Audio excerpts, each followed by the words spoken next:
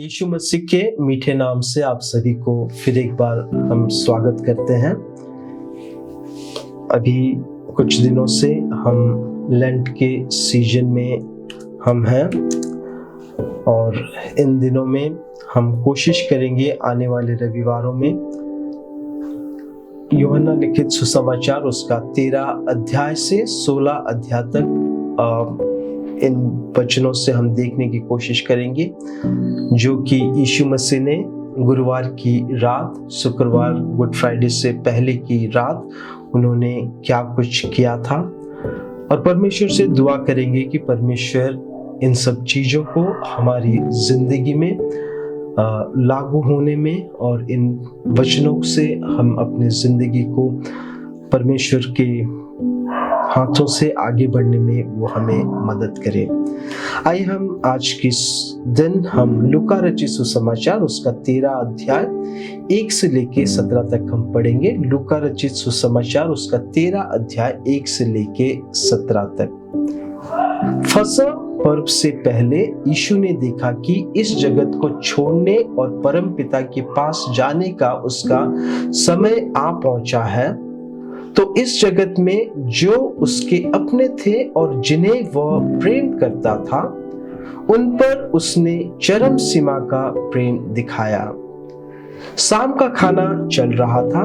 शैतान अब तक साइमोन इस्करियत के पुत्र यहूदा के मन में यह डाल चुका था कि वह यीशु को धोखे से पकड़वाए। यीशु यह जानता था कि परम पिता ने सब कुछ उसके हाथों सौंप दिया है और वह परमेश्वर से आया है और परमेश्वर के पास ही वापस जा रहा है। इसलिए वह खाना छोड़कर खड़ा हो गया। उसने अपने बाहरी वस्त्र उतार दिया और एक अंगोछ अपने चारों ओर लपेट लिया।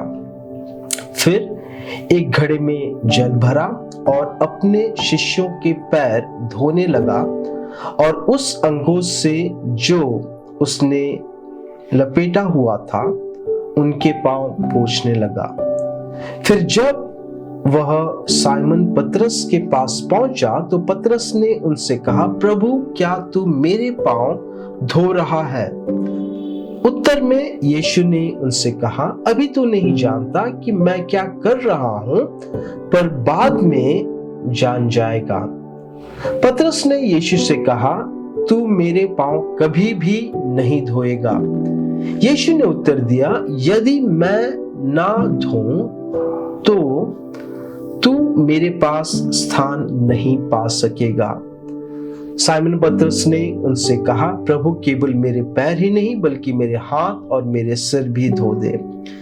यीशु ने उनसे कहा, जो नहा चुके हैं उसे अपने पैरों के सिवा कुछ भी और धोने की आवश्यकता नहीं है, बल्कि पूरी तरह शुद्ध है।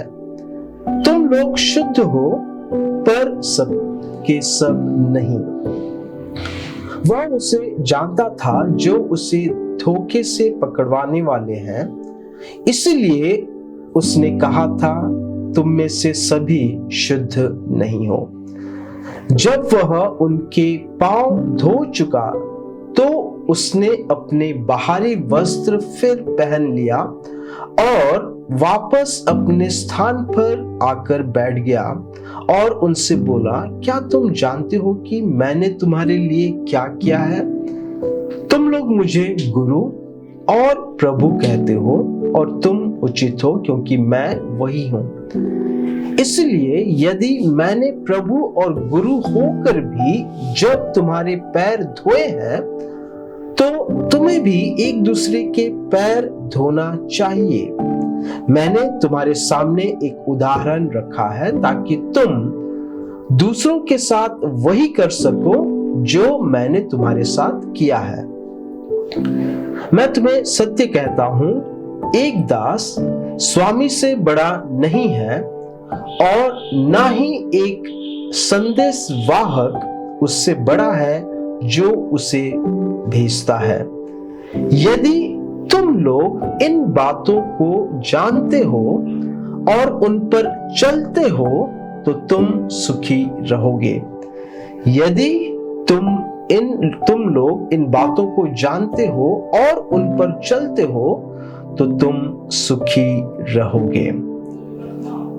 आज हम इस वचन में जब हम पढ़ते हैं तो मैं ये सोच रहा था कि हम लोगों को समझने में मुश्किल होती है। बहुत सारे माध्यम हैं जहाँ पे हम एक दूसरे के साथ हम वार्तालाप कर सकते हैं, और कई बार कई लोगों को बहुत साल से जानने के बावजूद भी हम उनको गलत समझ बैठते हैं या फिर हम उनको अच्छे से समझ नहीं पाते हैं। जो हमें ये बताता है कि परमेश्वर का वचन जो कि बहुत ही पुराना है, उसे समझना 21वीं सदी में उसे समझना और हमारी जिंदगी में उसे किस तरीके से लागू करना, ये बहुत ही चैलेंजिंग की बात है। क्योंकि हम जिस जगह पे परमेश्वर का वचन लिखा गया था, जो लेखक लिखे थे और जो भाषा वो बोल रहे थे या जो संस्कृति में वो लोग रह रहे थे, हम उनसे कई दूर हम रहते हैं। और ये हम सब के लिए एक बहुत ही बड़ी मुश्किल की चीज है जब हम इस वचन को पढ़ते हैं, समझते हैं और उसे हम अपनी जिंदगी में लागू करने की हम कोशिश करते हैं। लेकिन दुआ आज के दिन यही है कि पवित्र आत्मा हमारी मदद करे और वो हमें अच्छे से समझाने की कोशिश करे या हम समझ पाए परमेश्वर का वचन यूहन्ना लिखित सुसमाचार उसका 13 अध्याय 1 से 17 में क्या कहता है और हम उसे किस तरीके से उसे हम समझ पाए। हम इस अध्याय में देखते हैं कि यीशु मसीह जो है वो एक फसह के पर्व के दिन जो कि यीशु मसीह को गुड फ्राइडे से जो पकड़ा गया था उससे पहली रात की बात है ये, जो कि गुरुवार के दिन है। उस रात को हुआ क्या है, इस चीज को हम पढ़ पाते हैं और हम ये देखते हैं कि फसह का पर्व का भोजन चल रहा था। फसह का पर्व क्या है? फसह का पर्व वो है जहाँ पे यहूदी लोग मिलते थे ताकि वो याद कर सके परमेश्वर को कि परमेश्वर ने उन्हें किस तरीके से अयुब्तियों से, इजिप्शियन से उन्होंने छुड़ाया था, किस तरीके से यहूदी लोगों को परमेश्वर ने उद्धार दिया था। और हम ये देखते हैं कि जब ये लोग फसह के पर्व के समय में या जब कभी भी यहूदी लोग खाना खाने के लिए आते थे तो उनके पैरों को धोना एक स्वाभाविक चीज थी। बिना पैर धोए कोई भी घर के अंदर नहीं जा सकता था। और ये पैर धोने की जो रीति थी, ज्यादातर ये जो उनके दास थे या उनके जो स्लेव थे उन्हीं की जिम्मेदारी थी कि उन्हें पैर धो के उन्हें अंदर घर पे जाने की इजाजत दी जाती थी।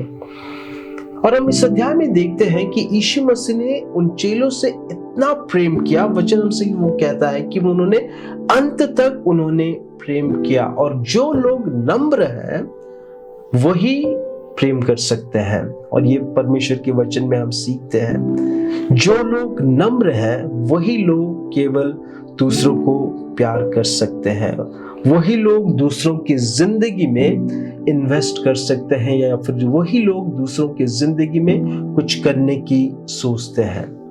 जब वो अपने आप को कम समझते हैं तभी वो दूसरों की जिंदगी में सोचते हैं। और वचन हमसे ये कहता है या बाइबल हमसे ये सिखाती है कि परमेश्वर का प्रेम या बाइबल का जो प्रेम है वो कभी भी खुदगर्ज नहीं है। वो कभी भी खुद की भलाई या खुद की सेटिस्फेक्शन या पर्सनल फुलफिलमेंट के बारे में नहीं सोचता है। वो हमेशा दूसरों के बारे में सोचता है। और इस चीज को हम यीशु मसीह की जिंदगी से हम देखते हैं।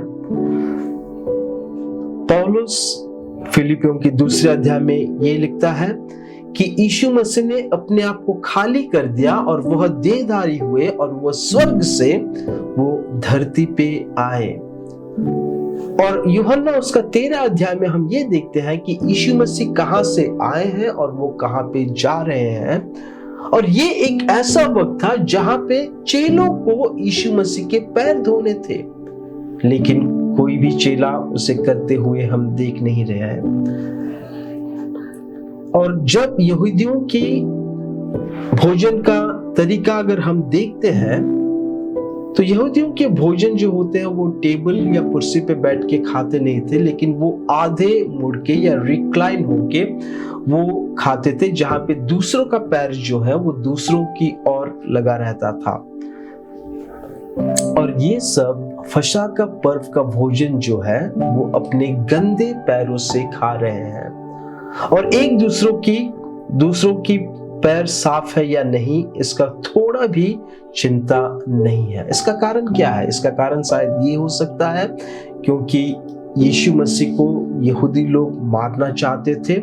शायद इसीलिए ये फसह का पर्व जो है वो गुप्त रखा गया था ताकि कोई ना जान पाए। इसलिए घर के बाहर जो दासत्व या जो स्लेव होने थे वो नहीं दिखाई दे रहे हैं। अगर वो शायद होते तो शायद इनके पैर को धो के वो अंदर आ सकते थे। दूसरा कारण ये भी हो सकता है कि लूका रचित सुसमाचार उसका 22वें अध्याय में हम ये देखते हैं कि चेले जो है एक दूसरे से झगड़ रहे हैं, ये कहते हुए कि परमेश्वर के राज्य में कौन बड़ा है। और ऐसी परिस्थिति में चेलों की एक दूसरे की किसी भी तरीके से कोई भी सोच नहीं है। सब खुदगर्ज हैं, सब अंदर जा रहे हैं और अपने फसह का पर्व का जो भोजन है उसे खा रहे हैं। और हम ये देखते हैं कि 12 चेलों में से जूडस जो है उसकी कहानी या उसकी जिंदगी जो हम देखते हैं वो बहुत ही घृणादायक है, वो बहुत ही बुरी है। उन्होंने यीशु मसीह के सारे कामों को देखा था, उन्होंने यीशु मसीह के सारे कामों को सुना था, लेकिन इस वक्त पे जूडस जो है वो एकदम खुदगर्ज बन चुका है। और जब हम खुदगर्ज बन जाते हैं तो हम कभी भी दूसरों के बारे में हम सोच नहीं सकते। दूसरों को हमारे पास उन्हें प्यार करने की हमें ताकत नहीं होती।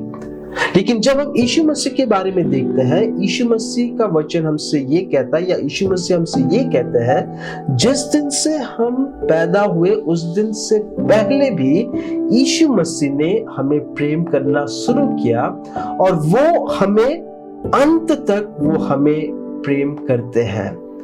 जब खुदगर्जी होती है तब लोगों में घमंड होती है और खुदगर्ज इंसान लोगों को कभी भी प्रेम नहीं कर सकते। और सच्चा प्रेम वही होता है जब वो खुदगर्ज नहीं होते हैं। यीशु जानते थे कि वो कहां से आए हैं और वो कहां जा रहे हैं, और वो हमसे प्रेम हमारे पैदा होने से पहले करते हैं। और यीशु मसीह ने अपने चेलों से ये कहा कि प्रेम जो है वो केवल एक सोच या एक इमोशनल फीलिंग्स नहीं है, लेकिन प्रेम जो है वह है एक दूसरों की सेवा करना। प्रेम जो है हमेशा दूसरों के बारे में सोचता है। और यीशु मसीह ने क्या किया हम यहाँ पे देखते हैं, उन्होंने अपने चेलों के पैर को उन्होंने धोए। और वो मेरे को नहीं लगता है कि वो कभी भी चाहते थे कि ये एक धार्मिकता या एक रिलीजियस प्रैक्टिस हो, लेकिन हकीकत में इस चीज को हो जहां पे हम एक दूसरे का हम ख्याल रख सकते हैं। अगर हम एक दूसरे का पैर धोते हैं कोई गलती नहीं है, लेकिन अगर ये एक सिर्फ धार्मिकता और या रिचुअल बन जाती है तो ये बहुत ही गलत है, क्योंकि यीशु मसीह ने कभी भी इस चीज को रिचुअल करना नहीं सोचा। वो चाहते थे कि उनके चेले जो है वो एक दूसरे का वो ख्याल रखे। यहाँ पे हम 3 चीजों को देखते हैं। सबसे पहला चीज तो ये है कि यीशु मसीह के बारे में एक यूनिक चित्र या एक खास छवि हमें देखने को मिलती है।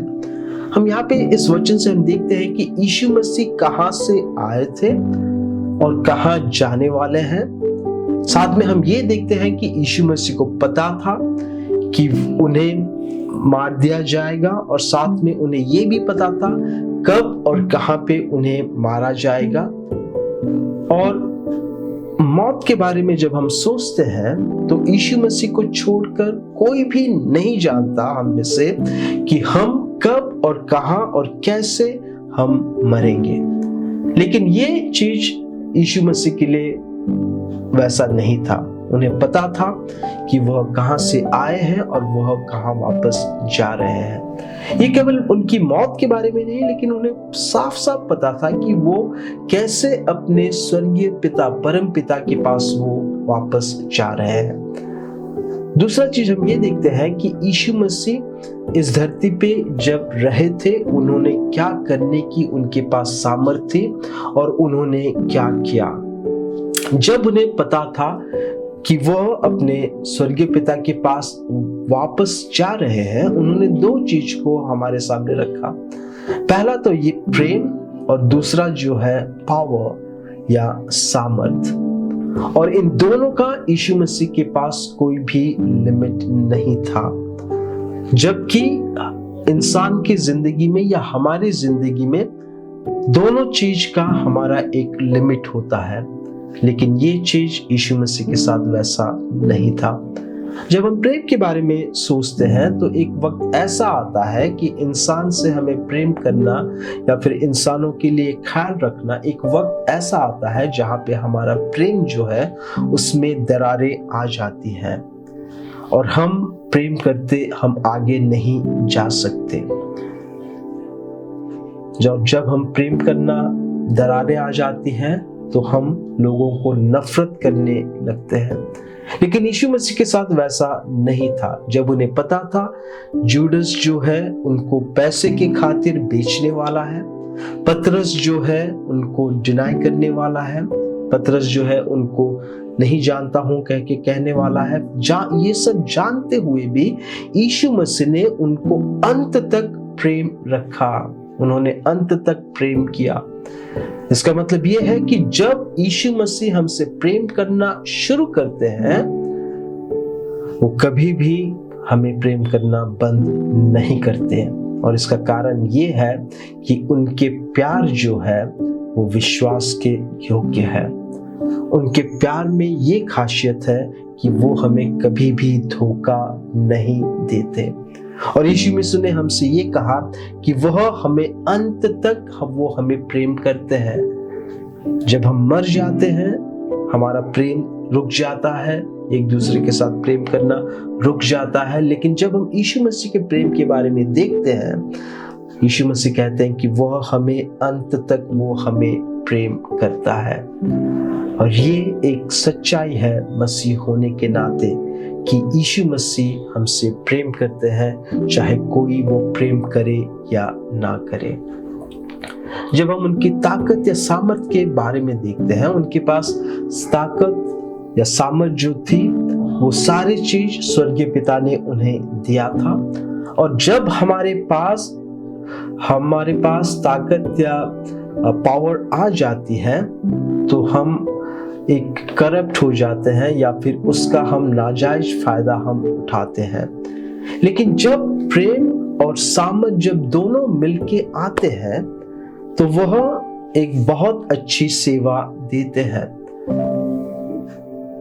अगर हम सिर्फ सामर्थ्य हैं या फिर सिर्फ हमारे पास अगर पावर है तो हम खुदगर्जी बन जाएंगे और हम नम्र कभी नहीं बनेंगे।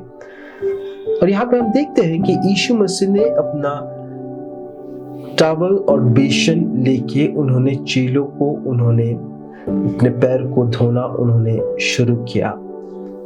और जब वह ये कर रहे थे, उन्होंने पतरस उनसे ये कहता है कि आप मेरे पैर कभी भी नहीं धोगे, अगर धोगे तो मेरे को पूरा नहा दीजिए। एक जगह से, एक स्टार्टिंग से एक एंडिंग तक हम पतरस की बातों को हम देखने को मिलते हैं। वो घमंडी है, अगर कोई उसकी सेवा करना चाहता है वो घमंडी है, वो दूसरों को सेवा करने के लिए। और यीशु मसीह ने उनसे ये कहा कि अगर मैं आपके पैर नहीं धोता हूं तो आप में और मुझ में कोई भी संपर्क नहीं है। जब यीशु मसीह ने अपनी बाहरी वस्त्र पहन लिया, उन्होंने एक दूसरे के पैरों को वह धोने लगे। यीशु ने पतरस से ये कहा कि जो नहा चुके हैं उसे अपने पैरों के सिवा कुछ भी और धोने की आवश्यकता नहीं है, बल्कि वह पूरी तरह शुद्ध होता है। तुम लोग शुद्ध हो पर सबके सब नहीं हो। और इस वचन से हम ये सीखते हैं कि जब हम पानी का बपतिस्मा हम लेते हैं तो मसीह में आने के समय या मसीह में आने के बाद जब हम पानी का बपतिस्मा लेते हैं, परमेश्वर का वचन कभी भी हमें दूसरी बार पानी का बपतिस्मा लेने के लिए वो सिखाता नहीं है। जबकि हाँ, वचन हमें सिखाता है कि हमें अपने पैर जो है हमें रोज धोने हैं, हमें अपने पापों का स्वीकार जो है परमेश्वर के साथ हमें रोज करने हैं। लेकिन पानी का बपतिस्मा दोबारा लेने के लिए परमेश्वर के वचन में हम कहीं पे भी हम देखने को नहीं मिलता है। यीशु मसीह पतरस से यही कहते हैं कि जो कि नहा चुके हैं उन्हें फिर से नहाने की जरूरत नहीं है। और परमेश्वर के स्वर्गीय प्रार्थना में भी हम यही देखते हैं कि हम परमेश्वर से प्रार्थना करें कि परमेश्वर हमारे अधर्मों को वो माफ करे। आखिरी में हम ये देखते हैं कि यीशु मसीह ने अपने चेलों से ये कहा, मैंने जो किया है, आप मुझे गुरु कहते हो, आप मुझे स्वामी कहते हो, और गुरु और स्वामी के होने के नाते मैंने जो किया है आप भी एक दूसरे के साथ वही करो। और यदि तुम लोग इस बातों को जानते हो और उन पर चलते हो तो तुम सुखी रहोगे। अंग्रेजी में कहा जाता है, बाइबल में ये लिखा है कि आप लोग ब्लेसेड रहेंगे, आप लोग सुखी रहेंगे। कब? जब हम एक दूसरे के पैर को धोते हैं, जब हम एक दूसरे का ख्याल रखते हैं, ना केवल शारीरिक ना केवल मानसिक, लेकिन जब हम लोगों को स्पिरिचुअली कमजोरियों को जब हम जानते हैं और जब हम अपने आप को हम आगे लेके जाते हैं, उनके लिए प्रार्थना करने के लिए, उनके साथ संगति बनाने के लिए, उनको परमेश्वर में आने के लिए जब हम मदद करते हैं तो हम एक दूसरे का हम मदद करते हैं। अगर हमें मसीहत को इस समाज में प्रकट करना है, अगर हमें मसीहत को लोगों को दिखाना है, हमें एक दूसरों की पैर धोना बहुत ही जरूरी है। हमें एक दूसरों को ख्याल रखना जरूरी है। अगर हम एक दूसरे का हम ख्याल रखेंगे, हम मसीहत को इस 21वीं शताब्दी में हम लोगों को दिखा पाएंगे कि यीशु मसीह ने जो किया उस चीज को हम उनके चेले होने के नाते हम एक दूसरे के साथ हम सेवा में करके हम मसीहत को हम आगे लेके जा सकते हैं। लगातार किसी को प्रेम करना मुश्किल की बात है, क्योंकि हमें दीवारें आती हैं। हमारे पास जो ताकत होती है उसका सही से अगर हम इस्तेमाल नहीं करेंगे तो हम खुदगर्ज बन जाएंगे। लेकिन जब प्रेम और सामर्थ्य या ताकत जब हमारे पास दोनों होंगी तो हम परमेश्वर के लोगों को हम सेवा कर पाएंगे। और सबसे खूबी की चीज ये है कि यीशु मसीह ने ये कहा कि मैंने जो किया है आप एक दूसरे के साथ करो। उन्होंने ये नहीं कहा कि मेरे लिए करो, उन्होंने ये नहीं कहा कि मेरे को करो, उन्होंने ये कहा कि ये चीज को आप एक दूसरे से करो। इसका मतलब ये है जो हम परमेश्वर के लिए करना चाहते हैं उससे ज्यादा परमेश्वर चाहते हैं कि हम एक दूसरे का हम कैसे ख्याल रखें। इस चीज में परमेश्वर ज्यादा मायने रखते हैं, ना ही क्या हम परमेश्वर के साथ करते हैं। इस लेंट के दिनों में 40 दिन की जो लोग उपवास की प्रार्थना कर रहे हैं, हम इस चीज को देखते हैं कि परमेश्वर चाहते हैं कि हम एक दूसरे का ख्याल रखें, हम एक दूसरे के प्रति अपनी जिंदगी को सेवा के तौर पर हम आगे लेके आए। आइए हम प्रार्थना करें और परमेश्वर से मांगे कि परमेश्वर हमारी मदद करे इस खुदगर्ज की दुनिया में।